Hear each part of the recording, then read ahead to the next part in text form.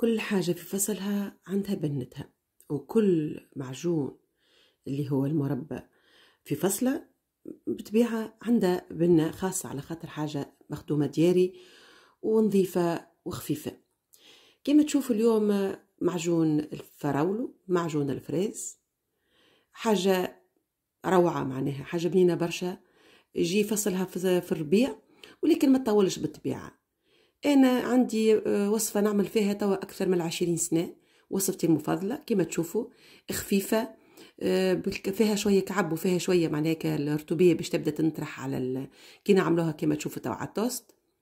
واليوم باش نعطيكم نطول عليكم شوية لما حالة، على خاطر عندي فيها برشا أسرار وأفكار نحب نعاون بهم العباد اللي مش مستنسين يعملوا ولا ما يعرفوش يعملوه. توا بالطبيعة نتعدى طول. أول حاجة نبدأ بها هو غسلان الغلة. أي غلة نشروها بالطبيعة نغسلوها بالكدا. الفريز ما نحيلاش الخضورية، هيك الورقات الخضر ما نحيهمش باش ما يدخلش الماء. ديما في اي معناها مره باش تعمل الفريز السامله ما تتنحاش، هذيك الاوراق راهي ما تتنحاش كان بعد ما يتغسل في اي طريقه تعملها. هذيك سر واحد إذا باش الفريز ما نفسدوش من داخل، باش نعملوا به ديسير، باش نعملوا به اي حاجه، المهم يبقى هكاك. من بعد تنحي الورقات. انا المره هذه ماخذه كميه كبيره راني، انا حبيت نعطيكم إشانتيون صغير باش نعمل، لخاطر تاخذ لي برشا وقت، وانا بالفيديو هذه راني باش ناخذ لكم برشا وقت نعطيكم معناها افكاري الكل. غسلت مرتين ثلاثه حتى تنحى منها التراب الكل وينضاف. في الجهه الاخرى بالطبيعه هذيك الدبابز اللي باش نحطوا فيهم المعجون هكم ديما لازمهم يتعدوا على التغليه، يتفوروا بالكدا في الماء يغلو. هذاك هو اللي ينظف الجراثيم، واللي ينظف نعملوا له تعقيم يسموه استيريليزاسيون، اللي هو تعقيم الدبابز اللي مش نخبوا فيهم اي حاجه. انا موجوده من قبل عندي، مهبطت لكم فيديوهات ومهبطت لكم تعقيم حاجات، تصبير حاجات اللي هو سلطه مشويه، اللي هو الطماطم، اللي هو كل. واذا التعقيم ولا بد منه كما نعقم البيبورات نعطوا فيه من الحليب للصغار. توا بعد ما غسلتها ونظفتها وحطيتها كما تشوفوا فيه هكا، يبدا فيه هكا شويه هو طيب شويه، على خاطر ناخذ انا هكا وقت اللي تبدا كميه كبيره ساعات يا اما تبقى عندي وما عادش نستعملها، ما عادش حاجتي بها، يا نعملها عصير اللي باش نهبط لكم كيف منها فيديو، يا اما نعمل معجون كما تشوفوا اللي هو اللي حاجه معجون حتى في المعامل الكبار ديما ياخذوا هذيك الغله اللي تبدا توجدت وفات وقتها معناها صاي بدات تفسد، يعملوها معجون وتتخبى وتتخزن. خدمة كلها في طريقة التخزين، التعقيم والتخزين اللي يخلي الحاجة تصبر مجرى لها حد شيء. توا نحيت هذيك الورقة الخضر الكل، نحيتهم نظفتي. إذا كان فما ضريبة، فما حويج على جهة، فما حاجة نظف ونحط على جنب. في هناك عباد كبار أنا حبيت قسيتهم باش يسيبوا لي الماء، خاطر أنا باش نبيت معناها باش نعطيكم كيفاش نعملوا. نبيتوه بالسكر، هو باش يسيب للماء متاعها. اذا هنا انا عملت كيلو فريز، كيلو فراولو، وزدت عليه 700 جرام من السكر العادي، مش السكر المحور، سكر عادي بالطبيعه. فما اللي يعمل في كيلو على كيلو يجي حلو برشا.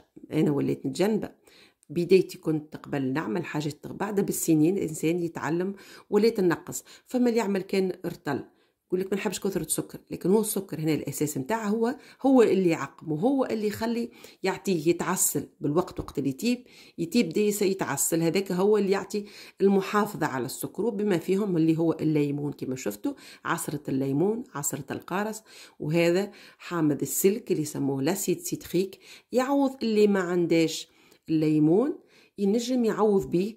راهو حتى هو محافظ. انا كي يبدا عندي في الدار مكثر الحال عندي، على خاطر انا معناها مغرومه بالكوجينه وغرام الكوجينه والتخزين والتصبير، ما اكثر الحال عندي. اذا كان ما عندكمش ما فماش مشكل، بهذاك يعاون باش يحافظ على اللون.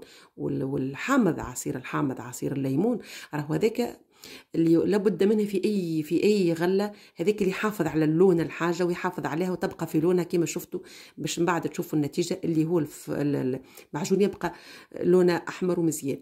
توا غطيته وبيت ليله كامله في الثلاجه، والصباح جبدتها من غدوه اللي باش نبدا في الخدمه نتاعي. توا باش نبداو ننطلقوا في البدايه. شفتوا سيب الماء نتاعها، هذاك السكر كي بات في الغله جبد لها الماء نتاعها، على خاطر بالطبيعه الفريز الفراولو، ما نصبولاش الماء، ما نعملوا لها حتى شيء.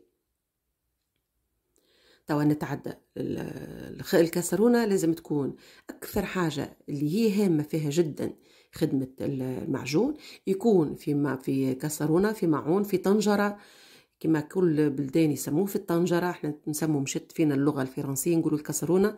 الطنجرة تكون المتن متاعها من اللوطة، قاع الطنجرة يكون متين، يكون خشين باش ما يشدش، باش ما يصيرش ما يتحرقش المعجون، على خاطر حاجة ياسر سنسيبل برشا، هي حاجة حساسة برشا، وفي الوقت يولي يهبط يخثار ويهبط اللوطة. انا عملت كمية كبيرة في الاول، بديت لهنا، ولكن بعد باش نبدل عندي الكوكوت اللي هي بالطبعها هم متان، الكوكوت الالومنيوم مش الينوكس اللي تكون متينة وتتحمل معناها الغاز، باش وليتو حطيتها في خطر كبيرة عندي ونعمل فيها المعجون ديما عندي الكل. شفتوا بدأت تفيض لهنا، بدأت تتخرج لي في الكشكوشة، على خاطر باش يطلع يسيب هذاك الماء ويخرجك الكشكوشة. وليتو حاولت خاطر كيما حكيت لكم الكمية كمية كبيرة، حكيت 4 ل 5 كيلوغرام من الفريز عملت المرة هذه.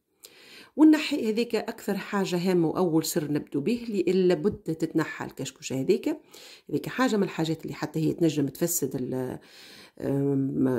تفسد المعجون من بعد، واللمعة واللون، فما لون يتبدل كيف كيف، راهو هذاك حاجة هامة جدا إنها الكشكوشة وقت اللي تخرج في أي معجون كان نعملوه تتنحى ويطيب وتنحي. كيما عطيتكم أنا وصفة المعجون البرتقال موجودة على القناة، اللي معناها ان شاء الله تكونوا شفتوها.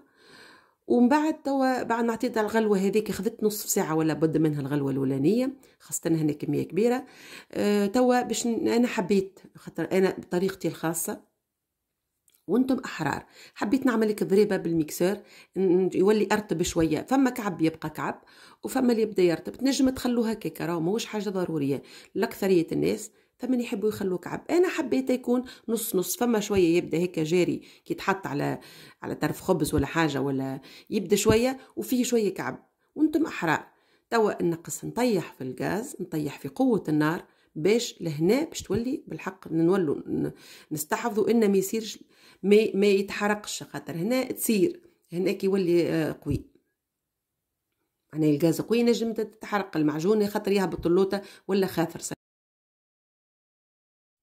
وبالطبيعة نواصل على نار الهادية ونبقى كالعادة نحي في هذيك الكشكوشة. انا من لوحاش، راهي الكشكوشه مش معناها كي تنحات لوحات، نجم تعملها في حاجه، تعمل شويه عصير، كان عندك صغار تخلطها في شويه حليب تعطيهوله معناها هكا معناها تعمل جو وتحطها في الحليب وتعملها ضربه في الميكسور وتعطي للصغار يشربوا بنينه، خاطر حاجه نظيفه وطيبه وحلوه. نجم تعملها في، انا بطبيعتي باش نعمل جو دو فريز، تو تشوفوا في الوصفه موجوده على القناه هذاك، باش نزيد نحطها في الجو، على خاطر الجو وقتي يتعمل منه يشرب منه، مي انا نعمل فيه بطريقه كي يبقى يصبر يبقى في الثلاجه حتى مده 10 ايام وما يجرى له حتى شيء. توا السر الثاني اللي هو اللي باش نعرفوا نجح احضر معناها المعجون صحيح احضر ولا، هو الصحن كما تشوفوا، الصحن اللي كما يسموه في العالم الكل اللي اكيد يتبعوا فيه من العالم، الصحن يكون تحط في المجمد باش يبرد بالكدا يكون بارد، لما نخرجوه يكون بارد، نحطوا فيه شويه من السائل اللي نطيبوا فيه المعجون المربى، ونصلبوه على جنب حتى نشوفوه يسيل يهبط سايل ولا لا. اذا كان هبط السيوله متاعه بسهوله راهو مازال باش ياخذ وقت، اذا كان كما تشوفوا لهنا ماهوش يهبط بسهوله، بدا يهبط، هو هابط بدا يسيل شويه معناها لكن مش بسهوله، نزيدوه شويه حكايه ربع ساعه على الاقل، ونكونوا حضرنا الدبابز بحذانا وكل شيء حاضر، ونحرك. التحريك راهو ديما كما تشوفوا بمغرفه لوح حطتها ونحرك ديما، نمشي للوطه للقاع الطنجره باش ديما نحرك باش ما يصيرش، خاطر هو توا ولا يهبط اللوطه ويشد. شفتوا كيما توا حتى كي فما كعيبات راهو مازال فيه برشا كعب راهو. وتوا مثلا هاو سر اخر، نشد هذيك اللوش المغراف اللي يسموا فيه وكل حد واش يسميه، نعدي هكا بصبع ولا بمغرفه معناها ولا على المغرفه، ان هي شفتوا متلمش معناها ولا ساي بدا مش سائل. توا بعد ربيع ساعة، خاطر أنا راني نعمل فما حاجات ما نصورهمش، أما نعطي فيكم في الأفكار، خاطر هذاك علاش أنا طولت عليكم باش نعطيكم أسرار الخدمة هذه. صحن آخر عاودنا حطيناه في الثلاجة، في المبرد، في المجمد، في الكونجيلاتور باش يكون بارد، ونعاود نحط فيه ونزيد نعطيه هكا شوية باش يبرد، خاطر هو المعجون تعرف كي يبرد راهو. هل هو سائل وإلا جمد بعد هكا شوية، حكاية 30 ثانية هكا شوية، مادام حركت صحن بدا يجمد كيما تشوفوا فيه جمد. هاو توا صحن مصلوب، حطيته قلبته ما عادش يتحرك، برد على خاطر وعطى النتيجة النهائية والنتيجة الصحيحة إن المربى أحضر، ونجم نبدا توا نحطه في الوقت ديريكت، معناها بالوقت، ما نخليش لليبرد، خاطر هو هنا نوع من التعقيم كيف الدبابز نضاف والمعجون يكون مازال يغلي بالسخانة هذيك باش يتصير التعقيم وما يجرى له حتى شيء. نصب أنا عاملة كيما تشوفوا، نصب ديما بحاجة معناها باش يكون أسهل وما يتبزعليش من جهته، كله يلعب لي في الدنيا. نعمل القمع ونصب فيه، وكي تبدا فمك عبات بغير نعاود نعديهم شوية شوية، وحتى لين نكملهم الكل، كل واحدة نغطيها نسكر عليها بالقدا ونحطها تبدا تتحط مقلوبة على الغطاء. كيف هذاك سر من أسرار التعقيم، الحاجة اللي نعملوها وهي سخونة وتحط كما شفتوها على الخطاء تكون مقلوبة، هذيك حاجة تخلي اللي السخانة كلها تحصل داخل، والخطاء يتكونس يتسكر يولي ما عادش سهل حلانا من بعد، معناها حاجة للتصبير. نبيتوهم وغدوة نخبوهم في حاجة تكون مظلمة فيها، معناها الظل تكون معناها في حاجة مش محطوطة، مش معناها مش في بلاصة مضوية، هذيك اللي حاجات أكثر تصبر. إذا كنتم جدد بالطبيعة أنا ندلل عليكم، نطلب منكم ما تنسوش الاشتراك في القناة، تابعوني على الانستغرام، شجعوني دعموني. عندي باج كيف تابعوني عليها، فيها نبارطاجي فيها برشا حاجات. راهو اللي يدخل الكوجينه واللي يخدم كيفنا، اللي يخدم ويصور ويهبط، راهو ماهيش حاجه سهله، راهي حاجه متعبه برشا، على خاطر نخدموا وندخلوا معنا في عالم كامل يشوفنا ويعيش معنا في كوجينتنا، في حوستنا وفي خدمتنا وفي تنظيفنا وفي تطيبنا. راهو ماهوش سهل حتى طرف، على خاطر العالم اللي يدخل معاك يشوف معاك كوجينتك اش فيها وكيفاش. وهنا نحبوا نشوفوا نوروا حاجه نظيفه، حاجه باهيه، حاجه مخدومه تكون مقديه من اولها لاخرها.